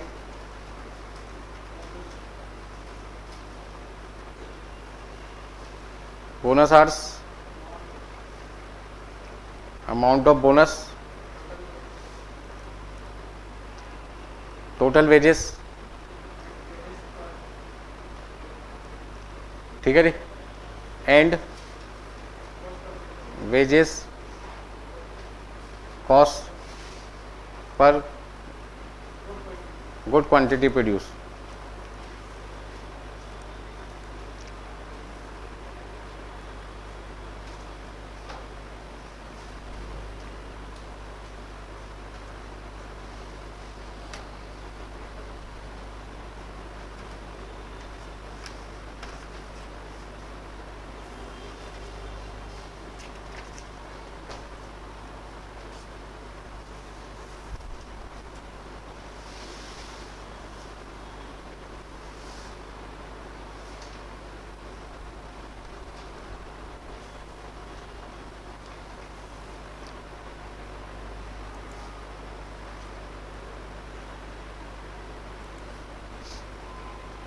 बोलो भाई, सबने कर लिया?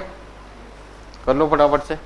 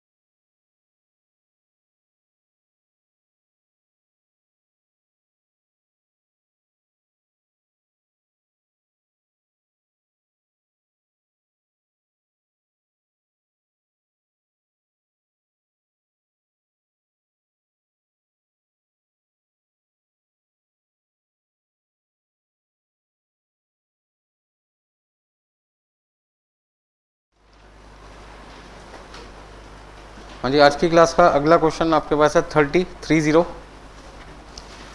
क्वेश्चन में देखिए क्या लिखा हुआ है। Question number 30, a skill worker in XYZ limited is paid a guaranteed wage rate ₹30 per hour. क्या मतलब है इस लाइन का? वर्कर को 1 घंटे के जरूर मिलेंगे कितने रुपए? 30 रुपये। इसको हम कहते हैं नॉर्मल रेट पर आवर। मतलब वर्कर जितने घंटे काम करेगा, काम करने का मतलब क्या? प्रोडक्शन हो ना हो वर्कर की नज़र में, वर्कर जितना टाइम फैक्ट्री में डिवोट करता है उसे वो कहता है मैंने इतनी देर काम किया। ये कौन डिसाइड करता है कि जो वर्कर बोल रहा है वो सही है गलत है? मैनेजमेंट। ठीक है ना?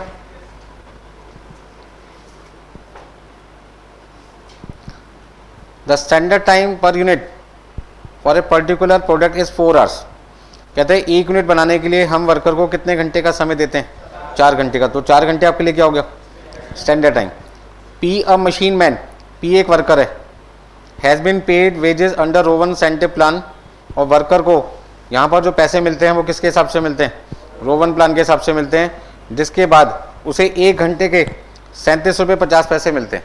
मतलब वर्कर को पहले 1 घंटे के 30 रुपये मिला करते थे जब कोई बोनस नहीं था, लेकिन बोनस की वजह से वर्कर की अब 1 घंटे की कमाई टोटल कितनी हो गई? 37 रुपये 50 पैसे। What could have been his total earning and effective hourly rate had he been put on Halsey incentive scheme? यदि वर्कर को रोवन इंसेंटिव की जगह हल्से स्कीम के हिसाब से बोनस दिया जाए तो उस केस में उस वर्कर की टोटल अर्निंग कितनी होगी और 1 घंटे की उसकी टोटल कमाई कितनी होगी, वो आपको क्वेश्चन में बताना है। तो क्वेश्चन में मुझे अभी तक 2-3 बातें समझ में आई है। पहली बात, 1 घंटे का नॉर्मल रेट है 30 रुपये। दूसरी बात, स्टैंडर्ड टाइम कितना है? 4 घंटे। तीसरा, इफेक्टिव रेट रोवन प्लान से कितना है? 37 रुपये 50 पैसे। ठीक है जी, ये 3 बातें क्वेश्चन में लिखी थी। अब आपको चौथी बात यहाँ पे क्या करना है, जो आंसर रोवन प्लान से दे रखा है उसको कन्वर्ट करना है किसमें? हल्से प्लान में कन्वर्ट करना है। कैसे कन्वर्ट करना है? जल्दी से कोई तरीका बताओ मुझे, है कोई तरीका? तो जरा एक बार क्वेश्चन को फिर से समझते हैं, सारी चीजें लिख लिख के। यानी 30 क्वेश्चन में सबसे पहले हमने क्या देखा कि हमारे पास में स्टैंडर्ड टाइम कितना है? स्टैंडर्ड टाइम अलाउड आपके पास है 4 घंटे। फिर आपके पास में एक्चुअल टाइम टेकन, जिसको आप एक्चुअल प्रोडक्टिव आवर्स भी कह सकते हैं, क्योंकि क्वेश्चन में आइडियल टाइम क्या है? आपके पास में कोई इंफॉर्मेशन नहीं है, तो उसका मतलब है आइडियल टाइम ना होने की वजह से एक्चुअल टाइम टेकन और एक्चुअल प्रोडक्टिव आवर्स दोनों क्या हो जाते हैं, सेम, जिसके बारे में आपके पास कोई जानकारी नहीं है। यदि आपके पास में एक्चुअल टाइम टेकन गिवन होता तो आप क्या निकाल सकते थे, टाइम सेव, या टाइम सेव गिवन होता तो एक्चुअल टाइम टेकन निकाल सकते थे। दोनों में से कोई भी चीज आपके पास में गिवन नहीं है, कोई बात नहीं, नहीं है तो आगे चलते हैं। आपके पास में इफेक्टिव रेट पर आवर दे रखा है, इफेक्टिव रेट पर आवर, कुछ याद है फॉर्मूला क्या लिखवाया था, divided by actual productive hours. अब यहां पे क्वेश्चन में इफेक्टिव रेट पर आवर कितना दे रखा आपको, अच्छा टोटल वेजेस कैसे निकालते हैं जरा ये भी बता दो मुझे, टोटल वेजेस कैसे निकालते हैं हम, टोटल वेजेस निकालने के लिए हमारे पास है बेसिक वेजेस प्लस बोनस, और यहाँ बोनस कौन से प्लान से मिलना है, रो1 प्लान से मिलना आपको, आरपी का मतलब रो1 प्लान। अब बेसिक वेजेस कैसे निकालते हैं, actual time taken into labour rate per hour plus time save into labour rate per hour into APH upon standard time allow. जितना समझ में आ रहा था उतना लिखता चला गया, कहीं ना कहीं आके वापस रुक गए कि एक्चुअल टाइम टेकन तो क्वेश्चन में दे नहीं रखा, तो इसका मतलब मजबूरन अब मुझे एजम्पशन का सारा लेना पड़ेगा। तो मैंने यहाँ पे एज्यूम क्या किया, assume actual time taken be x hours. मैंने मान लिया कि हमारा एक्चुअल टाइम टेकन कितने घंटे है, एक्स है, तो उससे आपका टाइम सेव कितना आ जाएगा, 4 माइनस एक्स आ जाएगा। अब एक काम करते हैं, एक्चुअल टाइम टेकन जिसको हमने क्या माना है, एक्स, अच्छा labour rate per hour question में कितना दिया हुआ था, 30 रुपीज दे रखा था, टाइम सेव कितना है, into 30 into x upon 4। APH और एक्चुअल टाइम टेकन दोनों बराबर हैं क्योंकि क्वेश्चन में आइडियल टाइम दे नहीं रखा, जो क्या माना जाएगा, नील माना जाएगा। तो इस तरीके से यदि मैं इसको सॉल्व करूं तो क्या बनता है, x इंटू 30, अच्छा यदि मैं 4 से इसको डिवाइड कर दूं तो 30 डिवाइडेड बाई 4 कितना आता है, 7.5। 7.5 को मैंने 4 से मल्टीप्लाई किया, यानी 7.5 को 4 से मल्टीप्लाई किया कितना आएगा, 30। करके दिखाऊं या डायरेक्ट ठीक है, अच्छा 7.5 को मैंने x से मल्टीप्लाई किया, कोई दिक्कत है इसमें,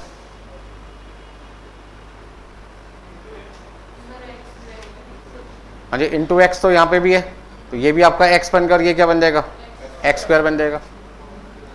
तो एक काम करते हैं, कैलकुलेशन को सिंपल बनाते हैं आपके लिए, अलग अलग लिखते हैं। x सबसे पहले लिखा 4 इंटू 7.5 इंटू एक्स, फिर माइनस का साइन है, x इंटू 7.5 इंटू एक्स, तो ये आपके पास हो गया 30x, अगेन 30x और minus 7.5 x square.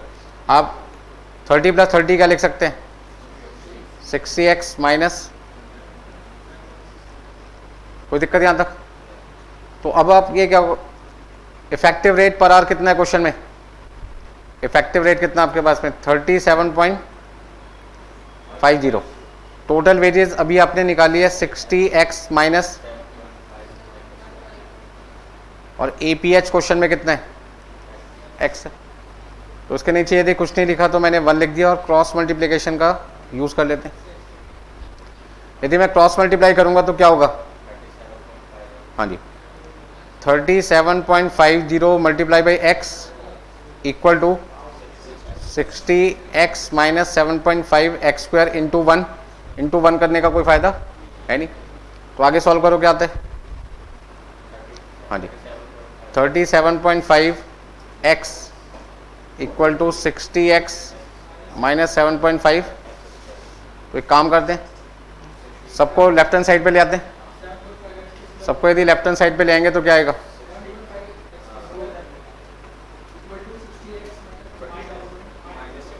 Minus 60x equal to 0। तो 7.5x square minus 22.5x equal to 0। 7.5x common निकल गया,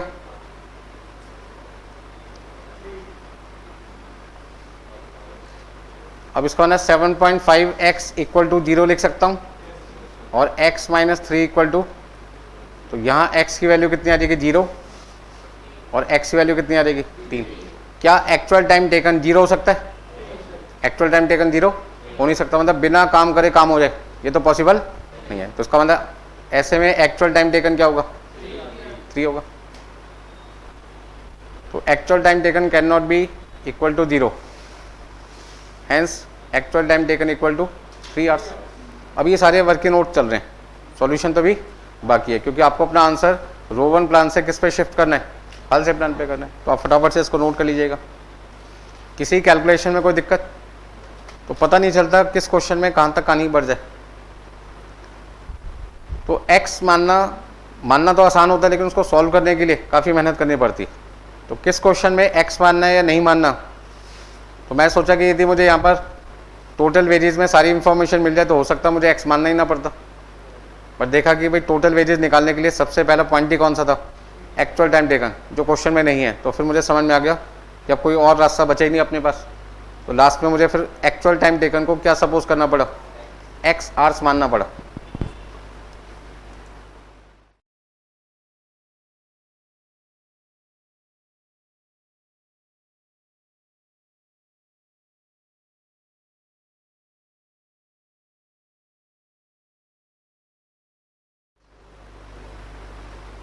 कई स्टूडेंट ऐसे थे जिन्होंने 12th में मैथ्स नहीं लिया था, ये सोच के भाई अब ज़रूरत ही नहीं है, 11th में ही छोड़ दिया था उन्होंने। बट वही है ना, प्रोफेशनल लाइन में मैथ्स हमेशा यूज़ होगा आपका। बहुत ज़्यादा तो नहीं होता, लेकिन थोड़ा थोड़ा तो होता ही है। बेसिक फंडा है यहाँ पे सारा।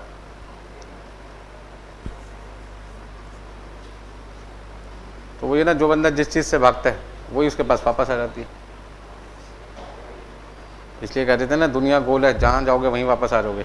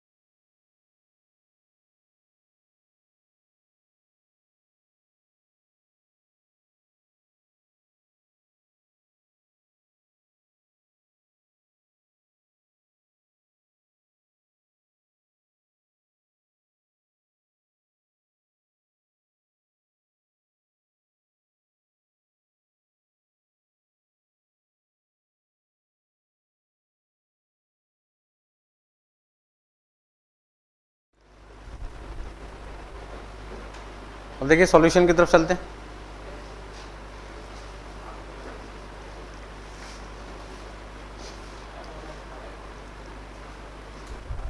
टोटल वेजेस आपको निकालनी है कौन से प्लान के हिसाब से?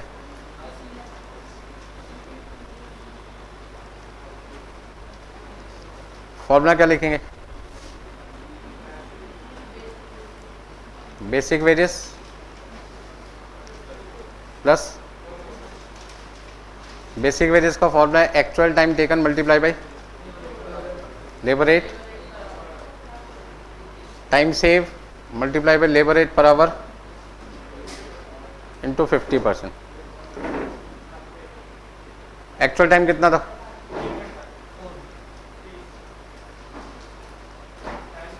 अच्छा, टाइम सेव कितना आएगा? देखो भाई, यदि 4 में से 3 घंटे एक्चुअल टाइम टेकन है, मतलब जो काम 4 घंटे में करना था उस काम को आपने 3 घंटे में कर दिया, तो आपका टाइम सेव कितना आ जाएगा?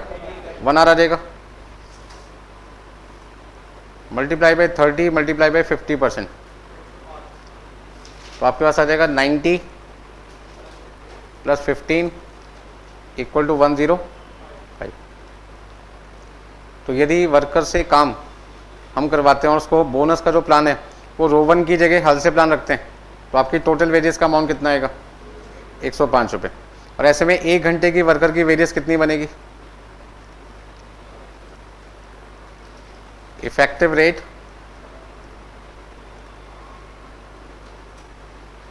पर आवर कितना आएगा उसका?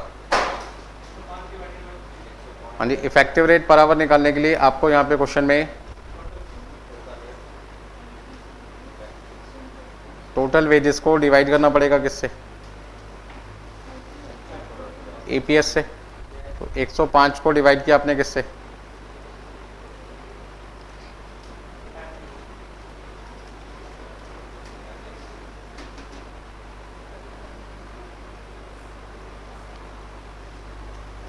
बोलिए, कोई दिक्कत इसमें? तो हम ये कह सकते हैं 3 घंटे काम करके वर्कर की टोटल कमाई 105 रुपये, तो 1 घंटे की उसकी टोटल कमाई कितनी है? 35 रुपये।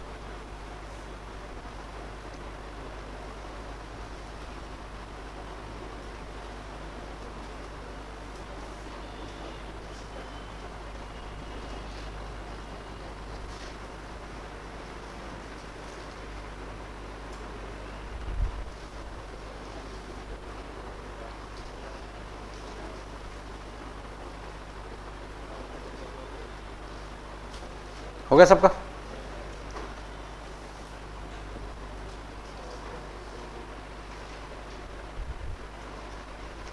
लेकिन नेक्स्ट क्वेश्चन नंबर आपके पास है 31 क्वेश्चन आपके पास में है। क्वेश्चन नंबर 31,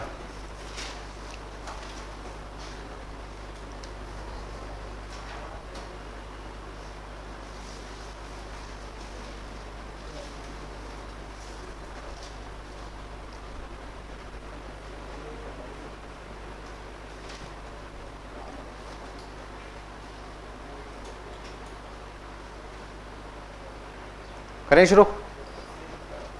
31 क्वेश्चन में लिखा है a worker produce 200 units in a week time, the guaranteed weekly wage payment for 45 hours is ₹81।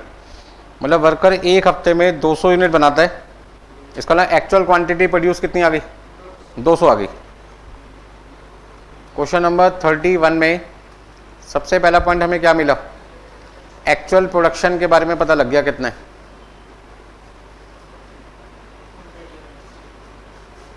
200 unit. इसके बाद वर्कर को 45 घंटे के जरूर मिलते हैं कितने रुपए? 81 रुपये। इसका मतलब वर्कर का एक्चुअल टाइम टेकन कितना है?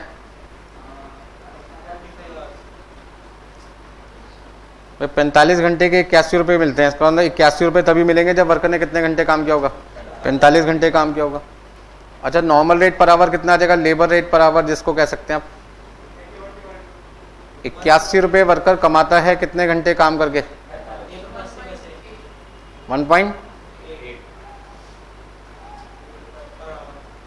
1 रुपये 80 पैसे। The expected time to produce 1 unit is 15 minute. 1 unit बनाने में हमारे को लगता है समय कितना लगता है? 15 minute, which is raise further by 20% under incentive scheme. लेकिन यदि वर्कर को कोई बोनस मिलता है, इंसेंटिव मिलता है, तो फिर आपका जो स्टैंडर्ड टाइम है वो 15 मिनट की जगह कितना माना जाएगा? हाँ जी, standard time allowed per unit कितना है? नॉर्मली 15 मिनट का समय दिया जाता था, लेकिन अब उसे बढ़ाकर, अच्छा 20% बढ़ाना है, किसका? 15 मिनट का। तो 15 मिनट का 20% होता है 3 मिनट। तो आप कितना लिख सकते हो यहाँ पे? 1 मिनट बनाने में नॉर्मली वर्कर को कितना समय दिया जाता था, लेकिन वर्कर को यदि बोनस स्कीम के अकॉर्डिंग बात की जाए तो वर्कर को जो स्टैंडर्ड टाइम मिलता है वो कितने % एक्स्ट्रा मिलता है? 20% एक्स्ट्रा मिलता है। ये मतलब है क्वेश्चन में। The expected time to produce 1 unit is 15 minute. हमें लगता है 1 यूनिट बनाने में समय कितना लगेगा? 15 मिनट। तो स्टैंडर्ड टाइम 15 मिनट होना चाहिए था, लेकिन यदि वर्कर को हम इंसेंटिव देते हैं, बोनस प्रोवाइड करते हैं, तो फिर उस केस में उसका जो स्टैंडर्ड टाइम है वो 15 की जगह कितना माना जाएगा? 18। आगे देखिए, what will be the earning per hour of the worker under हल से 50% और रोवन स्कीम।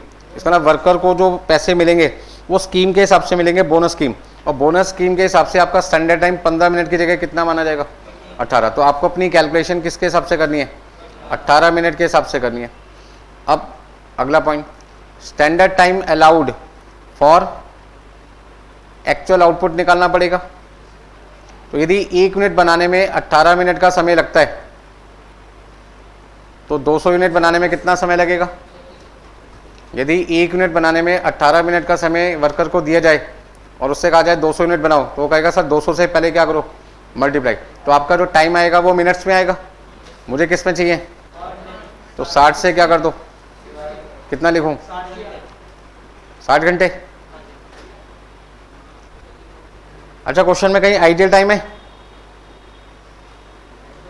क्वेश्चन में कोई आइडियल टाइम नहीं है। इसका मतलब APH किसके बराबर है? ATT के बराबर है। क्यों? क्योंकि क्वेश्चन में आइडियल टाइम नहीं ले। कितना लिखें? वैसे में आपका टाइम सेव कितना आ जाएगा?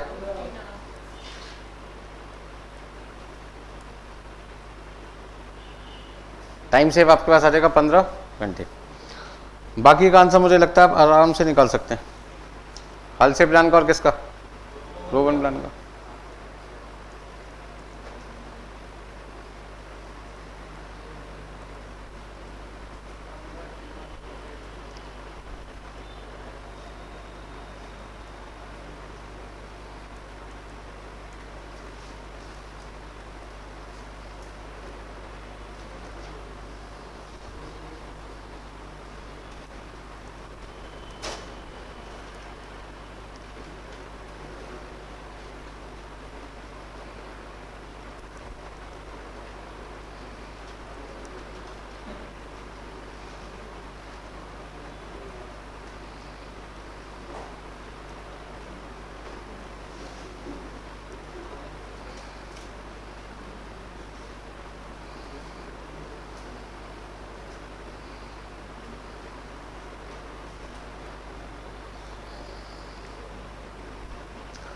अच्छा, हल से प्लान के हिसाब से कितना आएगा?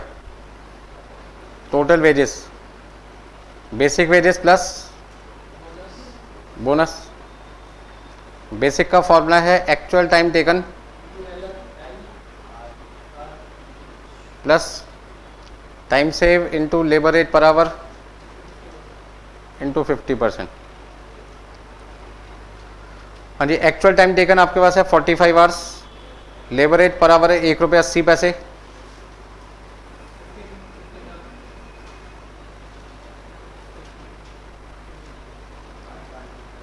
बताओ अभी फाइनल आंसर कितना आएगा? 45 घंटे को 1 रुपये 80 पैसे से मल्टीप्लाई किया, 81, 15 इंटू 1.8 इंटू 0.5, 13 रुपये 50 पैसे बोनस बना। तो आपकी टोटल वेजेस आ गई 94.50। अच्छा, यहाँ पे निकाल लो अपना answer. Total wages equal to basic wages plus bonus equal to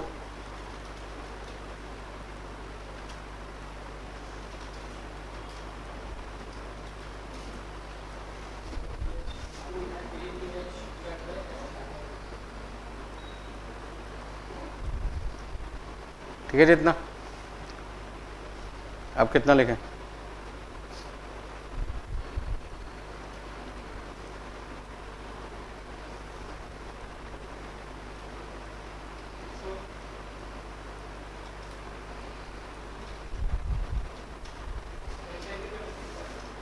one 101.25।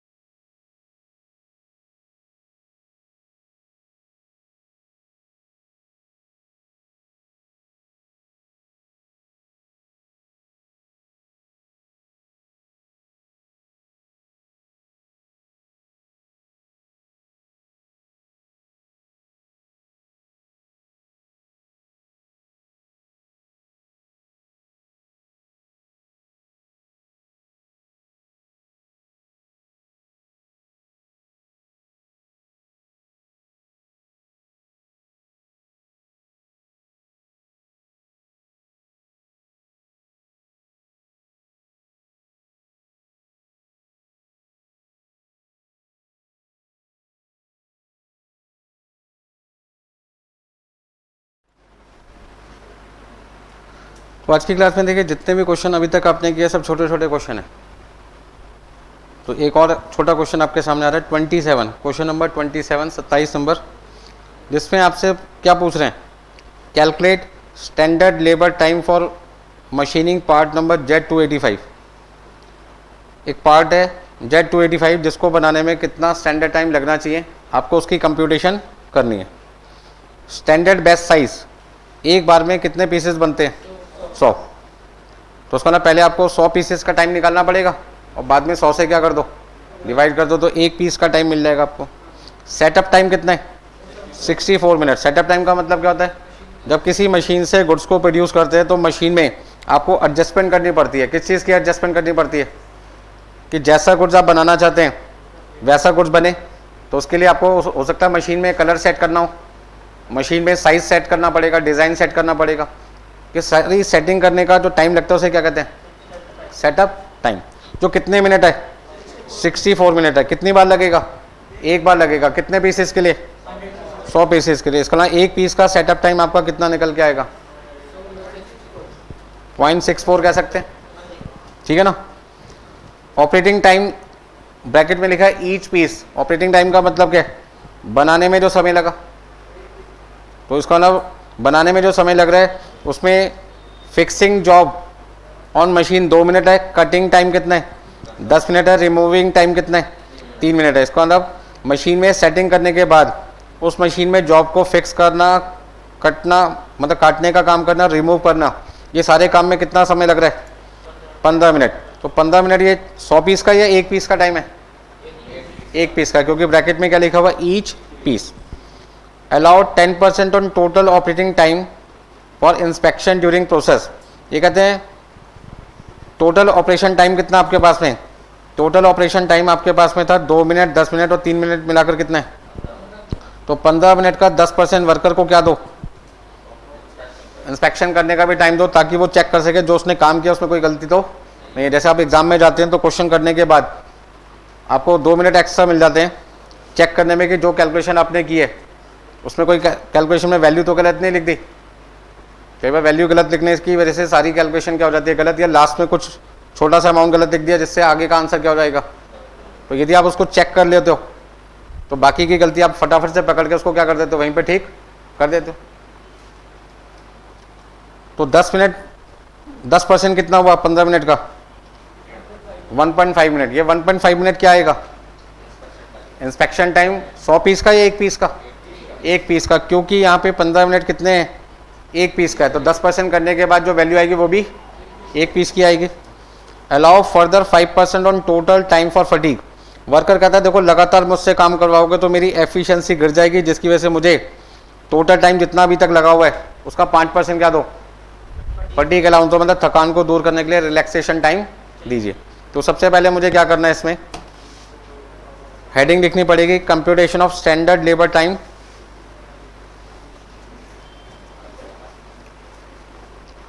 Question number आपके पास है 27। हाँ जी, statement showing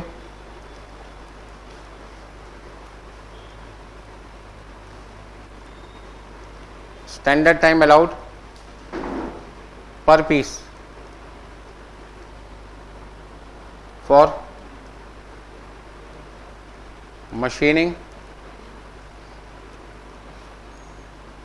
part number Z285।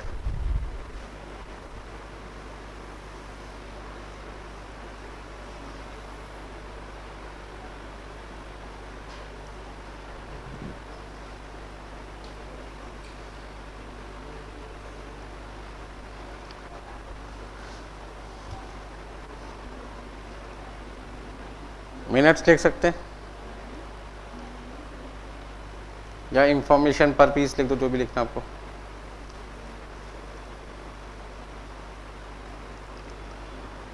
अब देखिए सबसे पहले हमने यहाँ पे क्या लिखा, सेटअप टाइम।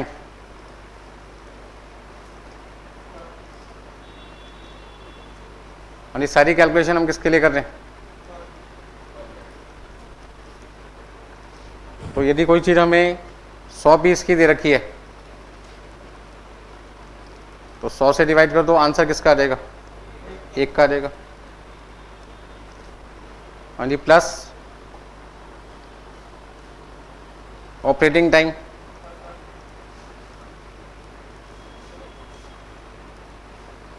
अब ऑपरेटिंग टाइम में 3 काम हो रहे थे, फिक्सिंग टाइम,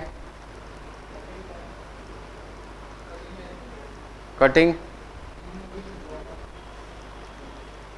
और हटाना, रिमूविंग टाइम। क्या ये 100 पीस का दे रखा है या एक एक का दे रखा है, तो इन सबको ऐड कर दो, 2 plus plus equal two plus inspection time. 15 minute आपका ऑपरेटिंग टाइम है टोटल, जिसका 10% कितना हुआ,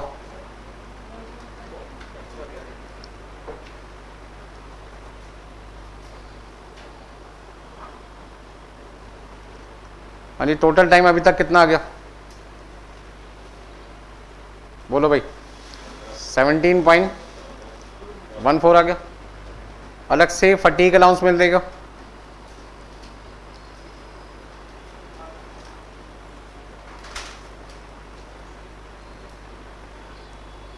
कितने का,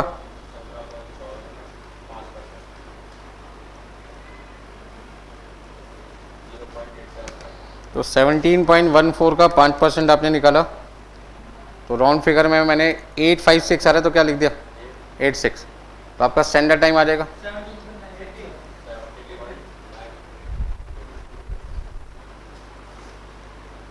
18.00 आ रहा है तो 18 ही लिख दो ना।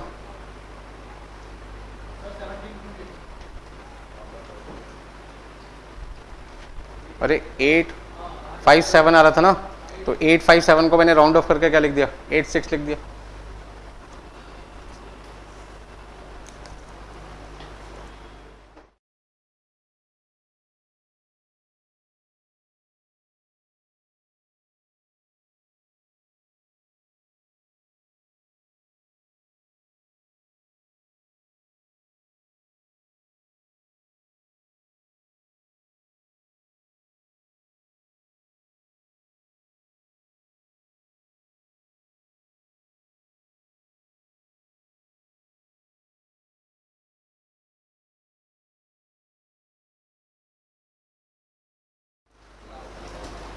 हाँ जी, आज के लिए इतना ही करते हैं, बाकी क्वेश्चन फिर करते हैं नेक्स्ट क्लास में।